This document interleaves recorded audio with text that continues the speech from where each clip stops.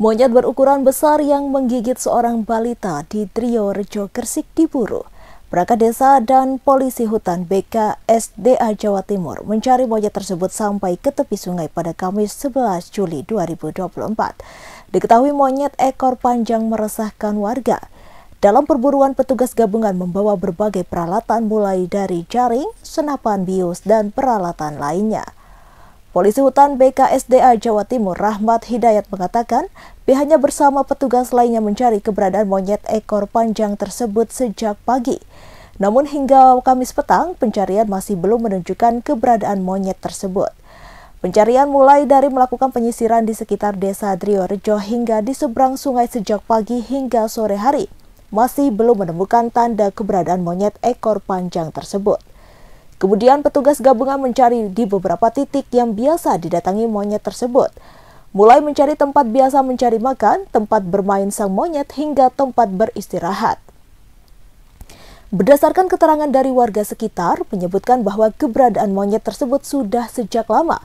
Di wilayah desa Triorejo terlihat 2 hingga 3 ekor monyet berada di pohon sekitar sungai. Lokasinya tak jauh dari pemukiman warga. Rahmat melanjutkan pihaknya akan melakukan pencarian bersama petugas gabungan dan warga sekitar agar keberadaan monyet tersebut tak lagi meresahkan warga sekitar. Sementara itu, Kepala Dusun Triorejo Fatihudin menambahkan, saat ini warga dan perangkat desa lainnya sedang membantu petugas gabungan mencari keberadaan monyet liar tersebut. Saat ini sore hari sudah melakukan upaya penyisiran bersama dengan Damkar Gresik, kemudian dengan aparat desa, warga sekitar, polsek. Harapannya kami bisa mengetahui di mana titik-titik monyet ekor panjang itu bermain, kemudian mencari pakan dan beristirahat ataupun tidur. Biasanya menurut informasi warga muncul di pagi dan sore hari. Menurut informasi warga sebenarnya monyet tersebut sering muncul tapi tidak menyebabkan. Kalau sampai berapa hari kita belum bisa pastikan. Yang pertama, kami harapkan dengan kegiatan penyisiran kita dapat mengetahui titik-titik di mana monyet itu singgah, kemudian mencari pakan. Yang terpenting adalah tempat tidurnya. Sementara dari pengamatan kami belum melihat secara langsung, namun dari informasi warga ada 2 ekor. Mantan Ketua Ormas bernama Bebas Ginting ditangkap polisi. Ia disebut sebagai otak pembakaran rumah wartawan Sempurna Pasaribu di Kabupaten Karo pada Kamis 27 Juni 2024 dini hari. Ia disebut memberikan modal sebesar Rp130.000 kepada 2 eksekutor untuk membeli bahan bakar minyak pertalite dan solar guna membakar rumah hingga menewaskan Sempurna Pasaribu dan 3 anggota keluarganya. Sempurna Pasaribu adalah wartawan Tribrata TV yang sempat membuat berita tentang praktik perjudian di daerah tersebut. Sejauh ini, polisi telah menetapkan 3 tersangka yakni Bebas Ginting alias B, alias Bulang yang berperan memerintahkan dan memberi uang kepada 2 pelaku eksekutor yakni Rudi Apri Sembiring alias RAS 37 tahun dan Yunus Syahputra alias SYT 36 tahun. Kabid Humas Polda Sumatera Utara Kombes Pol Hadi Wahyudi pada Kamis 11 Juli 2024 mengatakan Bebas merupakan warga Jalan Veteran Gang Sempakata Ujung, Kelurahan Kampung Dalam, Kabanjahe, Tanah Karo. Bebas Ginting menjadi tersangka setelah serangkaian penyidikan 28 saksi dan juga analisa forensik terhadap pola komunikasi antara Bulang dan SYT. Hadi Wahyudi menjelaskan, pelaku memerintahkan kedua pelaku untuk membakar rumah korban. Polisi masih belum menentukan motif para pelaku melakukan aksi pembakaran ini yang terekam sangat jelas dari CCTV di sekitar rumah korban Sempurna Pasaribu. Banyak pihak menduga bila pembakaran tersebut terkait dengan pemberitaan yang dibuat Sempurna Pasaribu terkait kasus perjudian di wilayahnya. Sebelumnya, juga sempat beredar kabar bila 2 eksekutor pembakaran rumah wartawan tersebut menerima bayaran masing-masing sebesar Rp1 juta atas aksinya. Belakangan terungkap juga detik-detik 2 eksekutor membakar rumah wartawan Sempurna Pasaribu berdasarkan rekaman CCTV yang beredar. Dikutip dari Tribun Medan, Bebas Ginting sebelumnya pernah menjabat sebagai Ketua DPD Angkatan Muda Pembaharuan Indonesia Sumatera Utara. Jabatan bebas ginting berakhir pada tahun 2021 silam. Hal itu diungkapkan oleh Sekretaris DPD AMPI Sumatera Utara Gabriel Nainggola pada Selasa 9 Juli. Mengatakan, Gabriel melanjutkan telah menunjuk Robert Hendra Ginting sebagai pelaksana Ketua AMPI Kabupaten Karo. Komisi Pemberantasan Korupsi atau KPK memanggil Menteri Kelautan dan Perikanan Sakti Wahyu Trenggono sebagai saksi pada hari ini, Jumat 12 Juli. Wahyu akan diperiksa sebagai dalam kapasitasnya sebagai pemegang saham pengurus PT Teknologi Riset Global Investama. Hal itu diungkapkan oleh Jubir KPK Tessa Mahardika Sugiarto. Pemeriksaan dilakukan di Gedung Merah Putih KPK. KPK diketahui sedang melakukan penyidikan 2 kasus dugaan korupsi yang menyangkut PT Telkom. Pertama, terkait pengadaan barang dan jasa kerjasama antara PT Telkom dengan PT Telemedia Onyx Pratama atau TOP. Kedua, terkait pengadaan dan penyedia pembiayaan untuk proyek data center di anak usaha Telkom, PT Sigma Cipta Caraka. Hanya saja, KPK hingga saat ini belum menjelaskan secara gamblang soal konstruksi perkara, termasuk para pihak yang dijadikan sebagai tersangka. Pengumuman tersangka termasuk konstruksi perkara secara lengkap baru akan disampaikan ke publik jika KPK ingin melakukan upaya penangkapan atau penahanan. VP Corporate Communication Telkom, Andri Herawan Sasoko mengatakan, kasus dugaan korupsi pengadaan barang dan jasa fiktif itu berawal dari audit internal PT Telkom Group. Menurut Andri, manajemen PT Telkom berkomitmen menjunjung transparansi dan bersikap kooperatif mengikuti proses hukum di KPK. Komandan Lanut Sultan Hasanuddin Marsma TNI Bonang Banyuaji menemui keluarga korban penembakan oleh oknum TNI Angkatan Udara pada Kamis 11 Juni.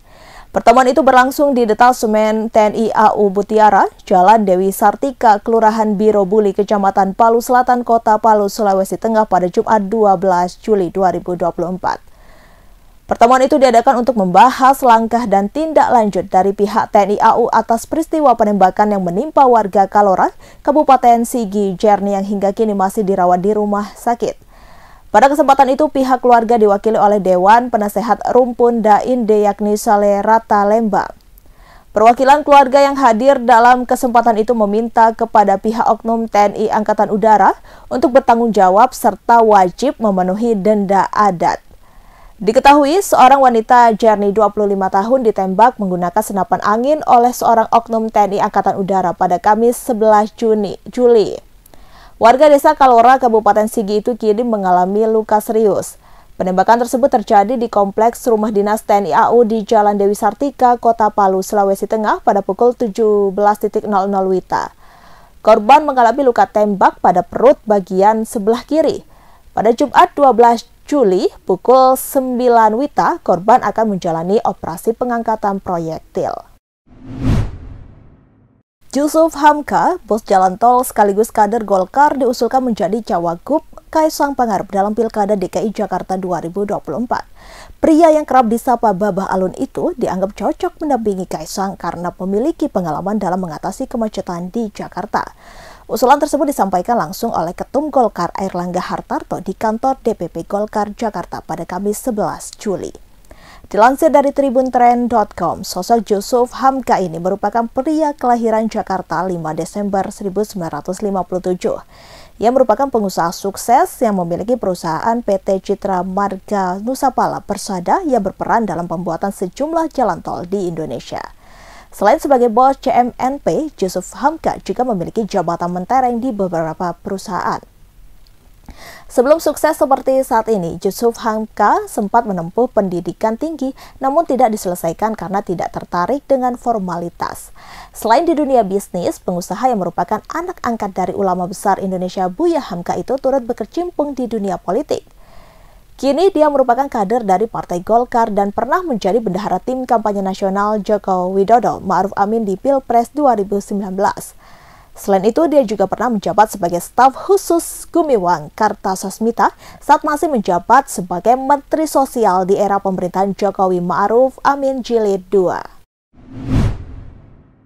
Perwakilan Rukun Dainde mendatangi Detasemen TNI Angkatan Udara Mutiara untuk bermediasi terkait kasus penembakan oknum TNI AU yang mengenai seorang pemulung pada Jumat 12 Juli. Terlihat Komandan Lanut Hasanuddin Marsikal Pertama TNI Bonang Banyuaji Gautama menemui perwakilan Rukun Da-Inde bersama jajaran anggotanya. Bonang menyatakan akan melakukan proses hukum terhadap anggotanya yang menembak korban Jarni. Sementara untuk tuntutan ada dari Rukun Da-Inde belum ada tanggapan langsung. Namun ia memastikan akan menyelesaikan dan mendisiplinkan anggotanya. Berdasarkan keterangan dokter, kondisi Jarni stabil setelah menjalani operasi. Diketahui Jarni menjadi korban penembakan oknum TNI Angkatan Udara saat sedang mencari kardus dan botol bekas di kompleks rumah dinas TNI Angkatan Udara Palu di Jalan Dewi Sartika, Kecamatan Palu Selatan pada Kamis 11 Juli 2024 sekitar pukul 17.00 WITA. Kejadian berawal saat Jarni bersama temannya hendak mencari kardus dan botol bekas namun diadang petugas yang berjaga. Namun memaksa masuk dengan alasan mencari barang bekas di belakang rumah dinas. Tak lama kemudian, oknum TNI Angkatan Udara keluar dan menembakkan senampat kepadanya. Setelah tertembak, Jarni dan rekannya diancam menggunakan senjata tajam. Mereka dikejar pelaku sambil menenteng sebilah pedang katana. Kini Jarni telah mendapatkan perawatan di Rumah Sakit Umum Samaritan Palu.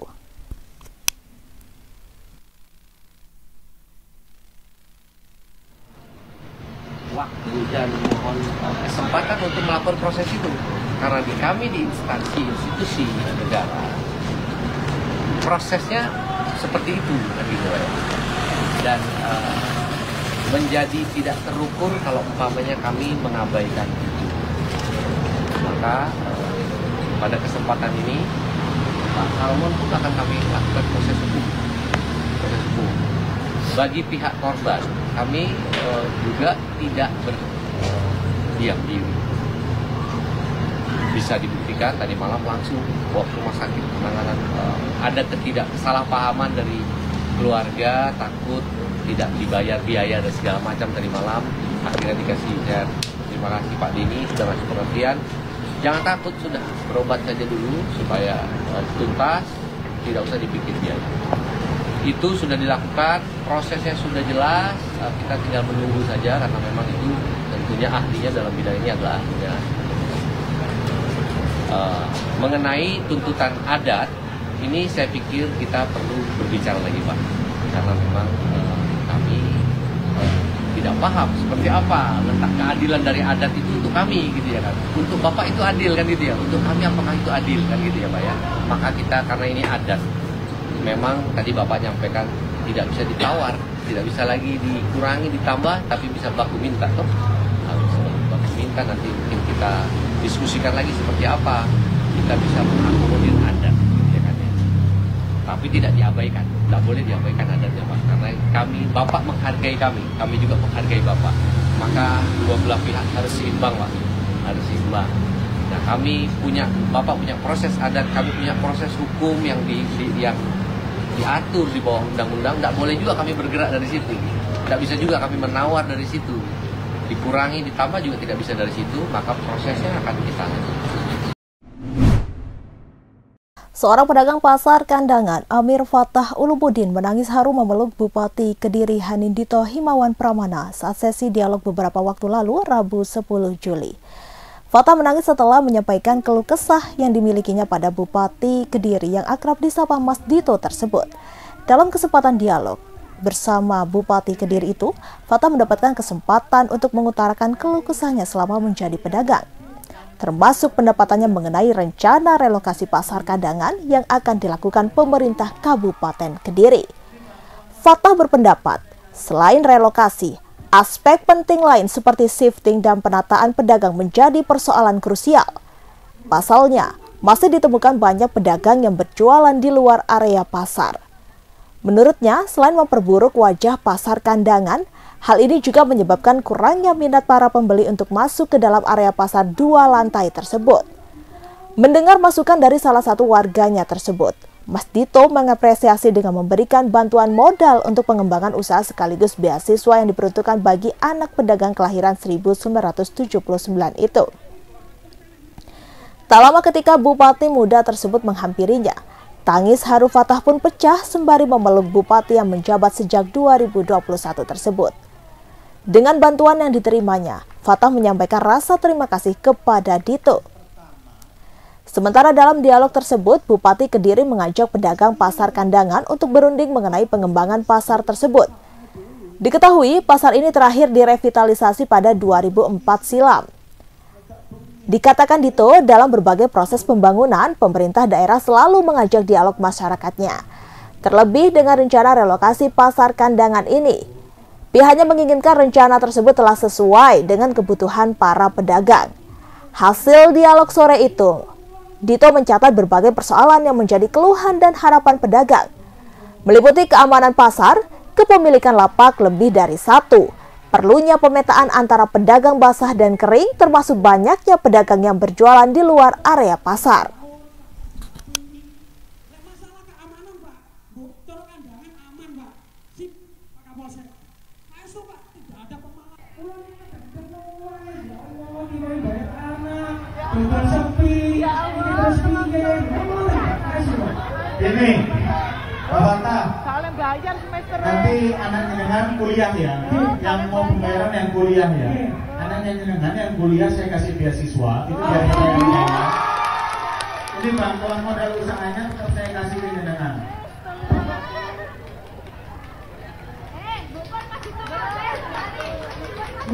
Bukan gitu 90% Pak dulu, Pak.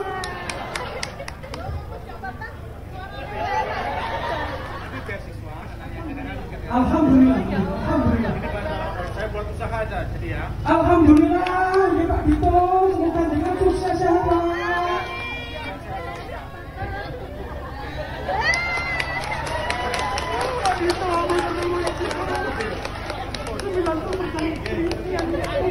Download Tribun X sekarang, menghadirkan lokal menjadi Indonesia.